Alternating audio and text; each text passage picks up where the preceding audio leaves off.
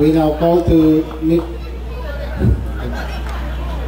Mrs. Imalin Ganzon Braga, the branch manager of Rural Bank of Rosario La Union, and Dr. Consuelo Reyes to present our mentors to be followed by their messages.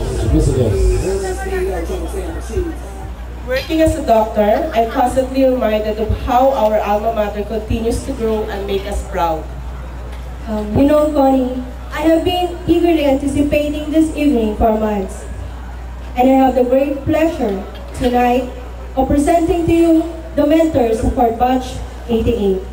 To start with, our first year teachers, Madam Jean Leda Collado,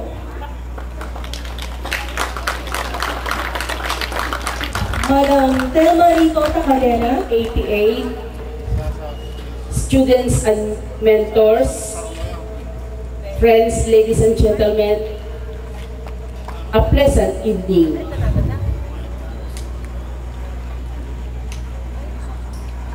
I just want to share to you my experience why I came to this school.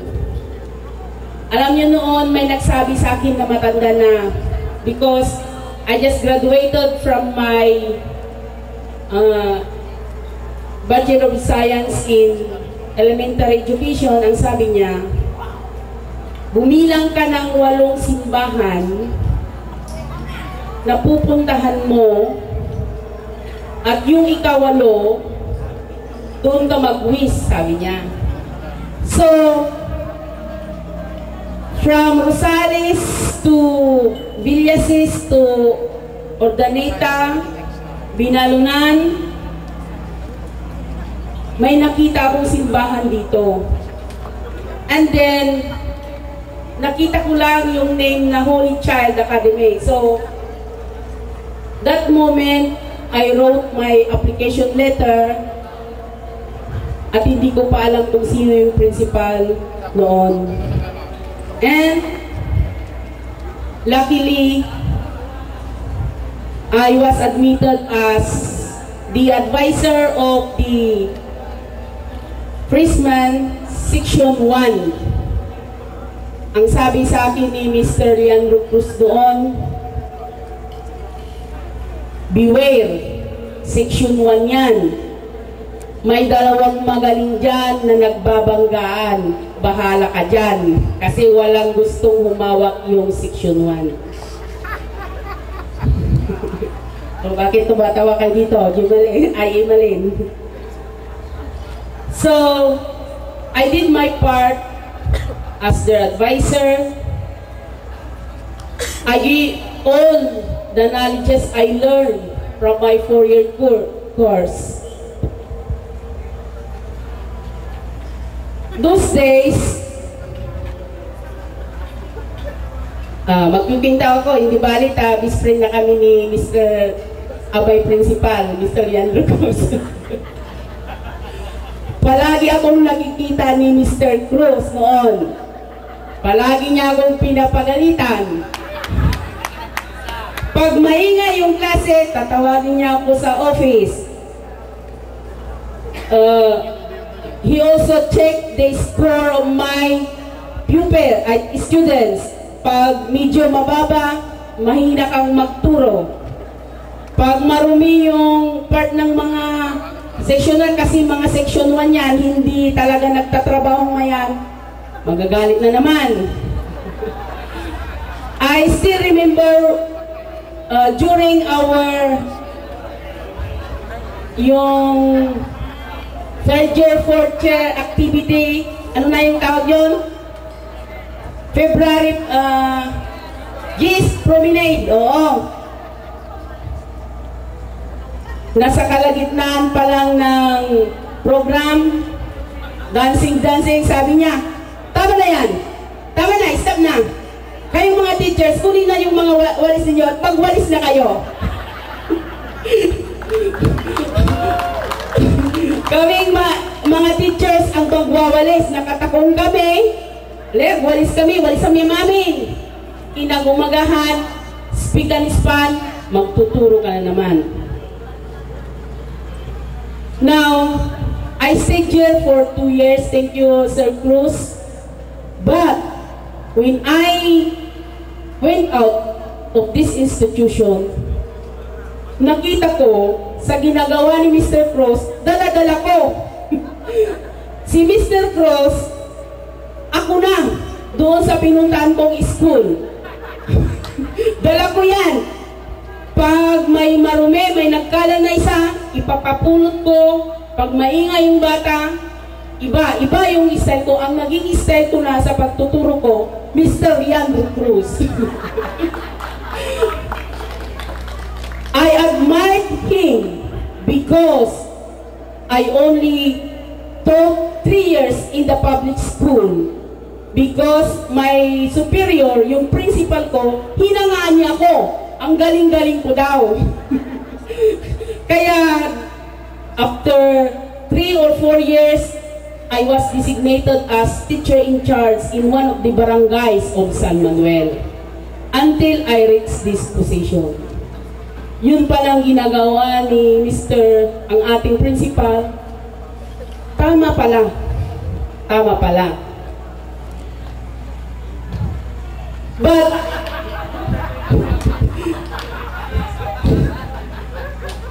to my students, Juan Camia, I always cherish the moments we had.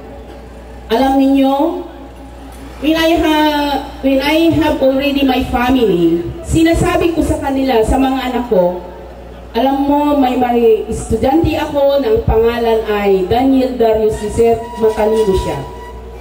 Kaya dapat ganun ka. Elementary pa lang yung anak ko. Yung anak ko namang babae, mayroon akong eskwela doon.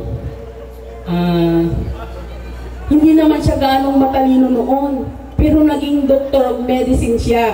Siya si Consuelo yon. Hindi naman. Kaya yung anak ko, when he was also a graduate of UP Baguio, sinabi ko sa kanya, palagi kayong part, you Juan Camia, palagi kayong part of my dreams because I know sa pagdaan ng mga araw, alam ko na gaganda ang buhay ninyo kasi you possess the best qualifications of being a student and being a son or daughter of your parents. And now, sa nangyari yan, ayaw ko rin patalo sa inyo, siyempre. Gusto ko rin na proud kayo sa akin, kaya I also did my best. I enrolled in postgraduate studies. I did my best to attain this position. Na kung mabanggit ang pangalan yung Madam Jean Leda, ay siya yung madam namin noon. Nandyan pa rin ako. Na being in one way or another, maging model ninyo. And I congratulate all of you, Batch 88, hindi lang sa first section, sa lahat ng sections. Kasi we are the best mentors. Why? We produce the secretary of the DNR. We produce a doctor of medicine. We produce accountant, manager of a bank. We produce also teachers like us. We produce millionaires. They are now in abroad. They are millionaires. And thank you very much to the Holy Child of this school and Binalunan. Thank you very much for being part of Binalunan of this institution, the Holy Child Academy.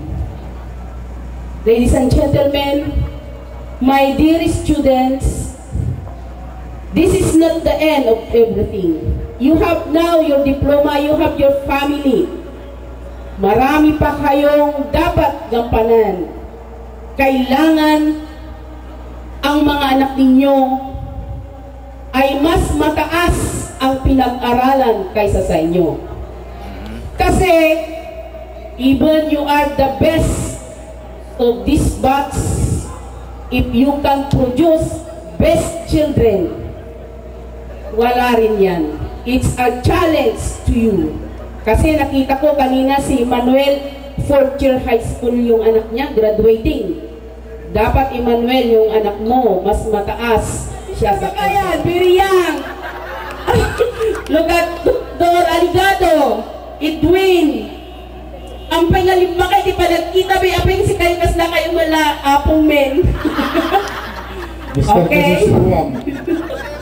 Let us enjoy this night. Let us remember this night. February 10, February 9, 2013. See you on 2038.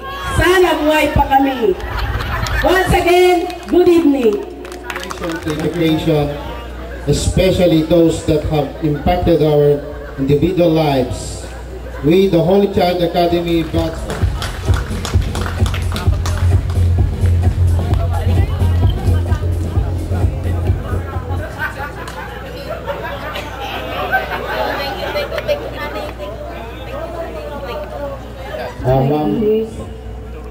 now I can see the fruits of what we had impromptu ito, di ko alam anong sabihin ko. Actually, I thought in the elementary years, ang nahawakan ko lang ay yung first group ng first year, sila Darius and Emmeline. Kaya hindi ko paanong kilala yung ibang. Maybe dito sa Holy Child, ito ang first year ng teaching ko. Dito ko natutunan ang lahat dahil sa ka-istriktuhan ni Sir na naging ninong namin ni Alfie. Dito ko nakuha yung ugali ko na lahat ay dapat na nasa ayos at lahat. Dito ko nakita yung value na maganda. So, nung nagturo na kami ni Alfie dun sa Felix, ang first na sa aming puso ay yung mga value na dapat mong ituro sa mga students. No, congratulations, batch 88.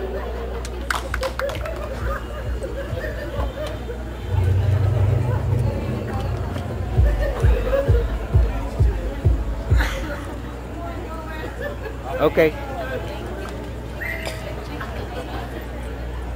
Wala nang jagat sa akala ko closing remarks ka.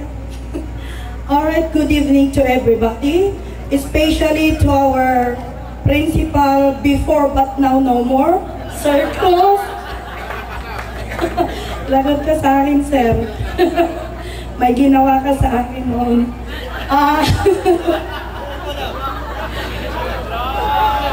Sa mga co-teacher ko noon na lalong gumanda katulad ko, na lumba-lumba ka ngayon. Good evening and magandang gabi sa inyong lahat. Congratulations sa batch 88. Adupay ko matibang bagada mo tam amin. So I hope sa mga natutunan ninyo sa amin noon, yung magandang ipinakita namin at saka yung pangit na okay, sana i-mold din ninyo or ipakita din ninyo sa inyong mga anak ninyo na lalong maganda pa ang gagawin nila sa kanilang edukasyon. Okay, so once again, thank you sa pag-imbita. And good night.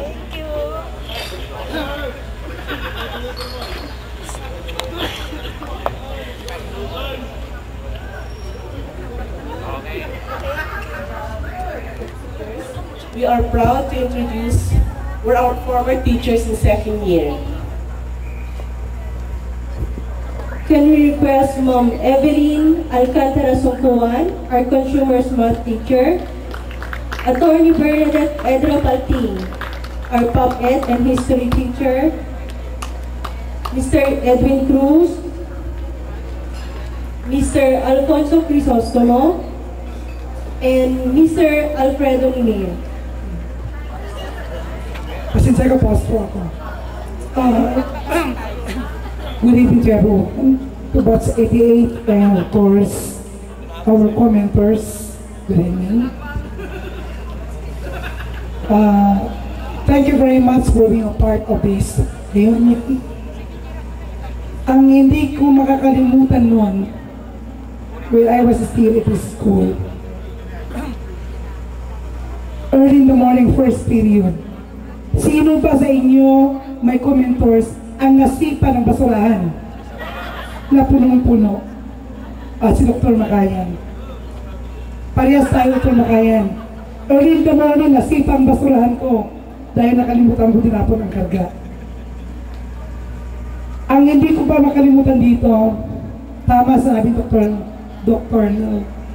Jean, nagwalis tayo after the foundation day ng gabi. Sir, alas 2 parbangon, nagwalis kami. Pagkatapos nun, umuwi kami ni Madam Laarne, Madam Winnie, Serendio Amion. Natulog po kami sa waiting shade. Wala kami nasakyan. Alas 2 sa madaling araw, walang sasakyan. Natulog po kami sa waiting shade. Yung dalawang kasama kong babae, pinantayan ako dahil ako ang natulog. Totoo po yun. Pero sir, to tell you honestly, yung training namin dito, nakikita nyo lahat ng lumabas ng Holy Child. They are very successful. Just like Madam Jean, nagturo ng 2 taon lang sa public. Ako rin nagturo lang ng 4 years sa public. I was promoted immediately as teacher 3 after 4 years. Now, sa awa ng Diyos, because of our training here, nagampanan ko rin kuha ko rin yung tier 6 as of today. So without our training here, maybe hindi kami naging successful. Sa totoo lang, kung ano yung ginagawa namin dito, dala-dala namin doon sa aming pinatuturo. And we are all the shadow of Dr. Cruz. Kung baga, si Sir, nagkalat ang kanyang anino niya sa bawat paaralan. Dahil sa kanya, at tayo naging successful. So Sir, we salute you for that. Pero kahit palagi tayo napapagalitan, nalaingot na mga ayo. Nung pilamutan na ka, madamdam ayaban na kan, ay ayawan na ka malit. Ganon si Sir. At syempre, lahat tayo hindi ba kalimutan. The word, I can quote, this is your bread and butter. I could never have my wife without Holy Child Academy. I could never produce 6 children without Holy Child Academy. And I will never land Holy Child Academy without accepting me from the principal. And I love you, Nina. Merry Christmas and what we do this? No! Ito kinatawag natin na fiesta ng mga puso. My ninong and my principal who has given me 6 successful children. Happy Valentine's Day.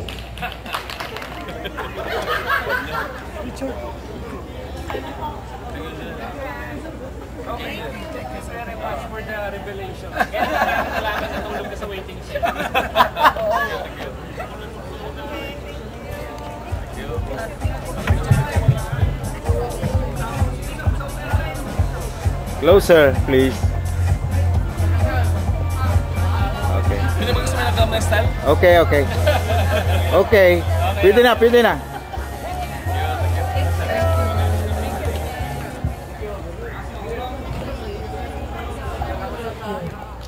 At sa aking mga kasamahan dati, ako'y natutuwa rin na makita kayong lahat dito. Sa ating dating principal, sir, ako'y natutuwa dahil marami akong natutunan sa inyo. Thank you very much and congratulations. I thank the Almighty in giving us the opportunity to see each other, especially this batch 88. Alam natin nung uso yung 88, tayo yung pinaka-luckiest number in the calendar. Why? Kasi 8 represents the 8 provinces that revolted against Spain. Teka nyo, ang taba-taba ng bulsa nyo. Mayroon kayong disiplina. Alam natin ang disiplina dito natin natutunan. Isang araw, galing ako ng Ordaneta, baba, maninigarilyo. Parang simpuryong naman ang buhanga mo. Sinabi ko sa grade 4 noon estudyante, pupil, hindi na plansya ang kanyang damit. Bakit? Anong ginagawa ng mama mo? Nagtutungit, sir. Anong ginagawa ng papa mo? Naglalasing, sir. Sir, si Robin Naval, walang brief. Hindi na plansya ang damit. Ang disiplina natin dito natin natutunan. Kahit bumabagyo, nagtuturo kami dito. Namumulot ng sanga. Dahil sabi ni Mr. Lopez, Sir Speo, nagtuturo ba? Oo, pipitong estudyante ko. Sabi niya, you teach! Nagtuturo ako. I am very funny of giving quizzes during typhoon. Kahit kung bumabagyo, nagkaklase ako. That is my favorite period. Pipito ang klase ko. Kawawa yung 40 plus na wala silang quiz. That is discipline. Discipline na yan. And wife, and all of you, members of Batch 88. Thank you and more power to you.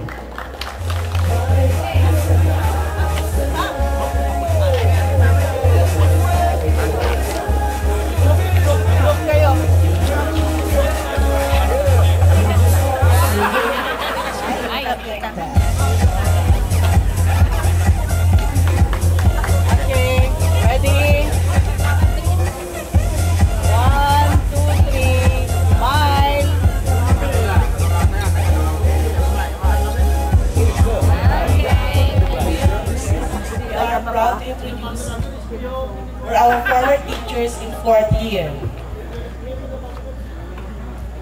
Please join me in welcoming Ma'am Elvira Victorio, Dr. Enrique Macayan, Mr. Oscar San Andres Juan, Mrs. Feby Juan, Mrs. Larnie Malia, Mr. Greg Nipan, and Ma'am Luisa. Dito, focusing, Sang.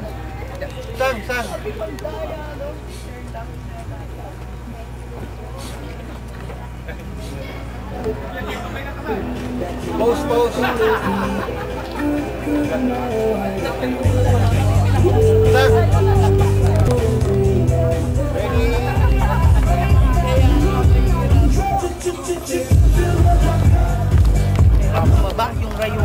Former principal and our former teacher in statistics and physics.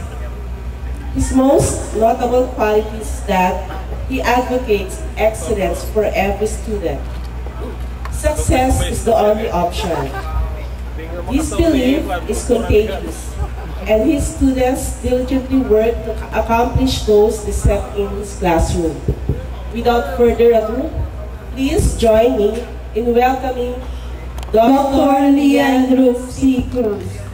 Our Masters of Ceremony, Consuelo Emalen. I can still remember these two lovely ladies. No? So, noon nire-rito ko si Consuelo kay Jubal, Sampang. But it's a failure. Same true with Emalen, with Attorney Darius Miser. So, I am not a good matcher. No? So, you know, this evening, I feel not coming because I'm tired teaching the whole day. You know, I do teach at University of Pangasinan in the graduate school, and Sunday at the Virgen Milagrosa University. So, I have this feeling of mixed emotion. I am sad. I am happy at the same time. I am happy because I see the fruits of my sacrifices, my being so strict to all of you. Because I always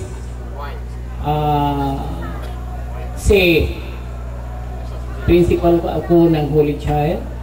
So I always tell my teachers, because I have my own school, a private school, composing of 17 teachers. So I always say, pag di ka po bingat ko na, siguro diyak ka mo no ag-resign kayong amin ko na tiga teachers. Kasi di ka ko bingat, you know that, as you have said. Because it's really now difficult to control teachers nowadays. Especially so in my own school, with the 17 teachers. And I don't know if Enrique and the rest of you have that feeling of dagiti teachers ay nga baro ma-feeling isuda, di ba? Do you agree with me? They are very, very presumptuous. And being the administrative officer 5 of